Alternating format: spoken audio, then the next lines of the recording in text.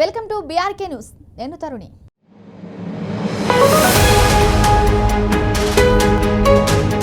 ప్రపంచంలోని విలువైన వజ్రాలలో ఒకటిగా పేరు పొందిన గోల్కొండ నీలి వజ్రం మళ్లీ ప్రపంచవ్యాప్తంగా దృష్టిని ఆకర్షిస్తుంది. ఇది ఇండిపెండెన్స్ కి పూర్వం భారత రాజవంశాల అధీనంలో ఉన్న అరుదైన ఆభరణం కాగా ఇప్పుడు ఇది మొట్టమొదటిసారి వేలానికి రానుంది. దాదాపు 100 సంవత్సరాలకు పైగా ఈ వజ్రానికి చరిత్ర ఉంది. ఇక విషయంలోకి వెళ్దాం. భారతదేశంలో హైదరాబాద్ సంస్థానంకున్న చరిత్ర అంతా ఇంత కాదు.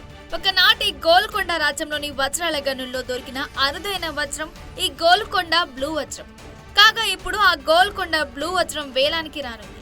ప్రఖ్యాత క్రిస్టీస్ సంస్థ స్విట్జర్లాండ్లోని జెనీవాలో మే 14వ తేదీన ఈ వజ్రాన్ని వెళ్లనుంది.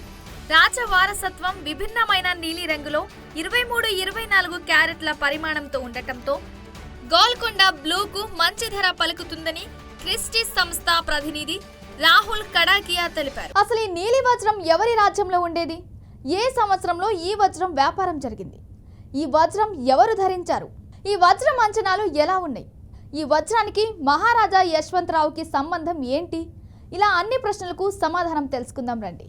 ఈ నీలి వజ్రం మొదట ఇండోర్ మహారాజు యశ్వంతరావు హోల్కర్ అధీనంలోకి వచ్చింది. ఆయన తండ్రి ఈ వజ్రాన్ని 1923లో ఒక ఫ్రెంచ్ వ్యాపారి వద్ద నుంచి కొనుగోలు చేశారు.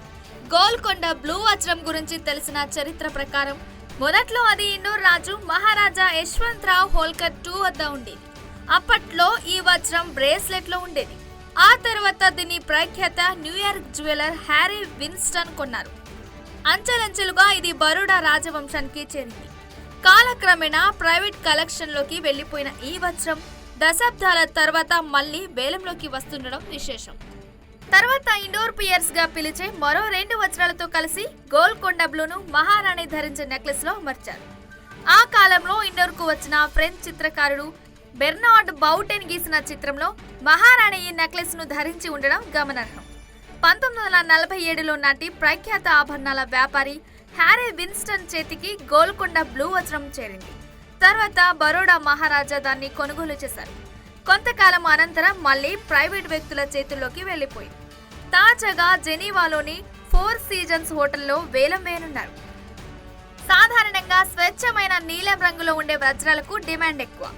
ఇంతకు ముందు 14.62 కేరెట్ల ఓపెన్ హైమర్ బ్లూ వజ్రం ఏకంగా 495 కోట్లకు అమ్ముడవ్వడం గమనార్హం.